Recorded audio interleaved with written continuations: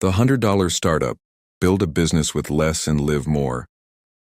You do not need a groundbreaking idea. You do not need investors. And you do not need to quit your job today.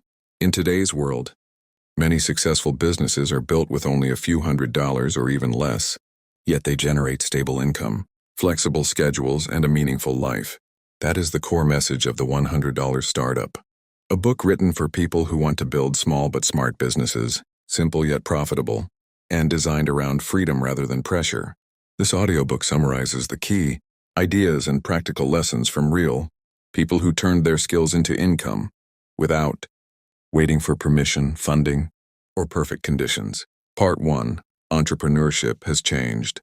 Chris Guillebeau begins with a powerful observation. Entrepreneurship is no longer limited to tech startups, big offices, or million-dollar investments.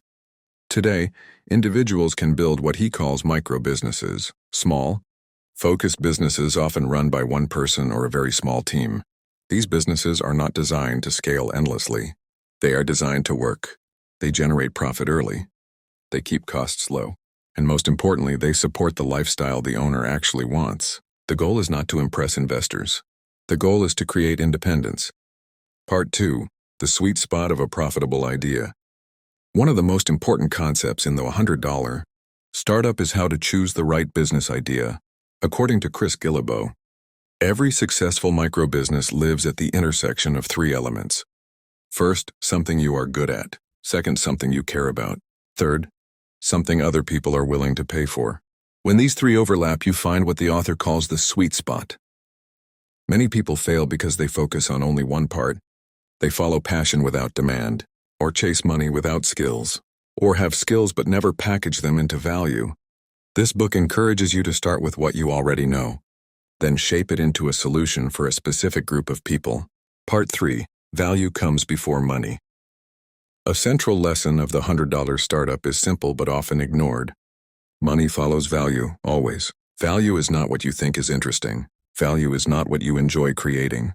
Value is a clear result that helps someone save time, save money, reduce stress, solve a real problem, or experience something meaningful.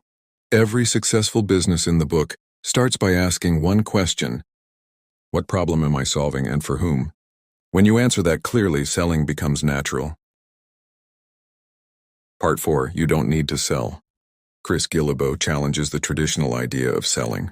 The most successful micro-entrepreneurs in this book do not see themselves as salespeople. They see themselves as helpers. Instead of convincing people, they listen. Instead of pushing, they guide. Instead of hype, they focus on clarity. Their offers are simple. One clear promise, one specific outcome, one understandable price. When people understand how your product improves their life, selling feels less like persuasion and more like service. Part 5. Start before you feel ready. Another core message of the book is action over planning. You do not need a perfect business plan. You do not need everything figured out. What you need is to start small, test quickly, and learn from real feedback. Chris Guillebeau reminds us, action creates clarity. Thinking alone does not. Many people delay because they want certainty, but certainty only comes after movement. The entrepreneurs in this book launched early, adjusted often, and improved continuously. Part 6. Simple marketing that works.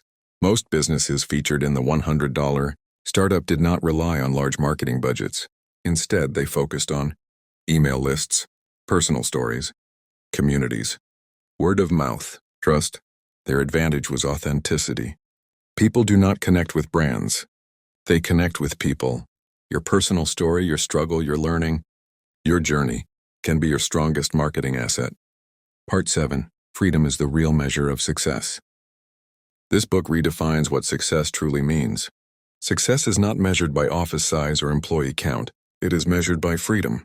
Freedom of time, freedom of location, freedom of choice. A business should serve your life, not control it. Chris Guillebeau makes one thing clear. If your business removes your freedom, something is wrong. Micro-businesses succeed because they stay aligned with personal values and lifestyle goals. Conclusion. Final message.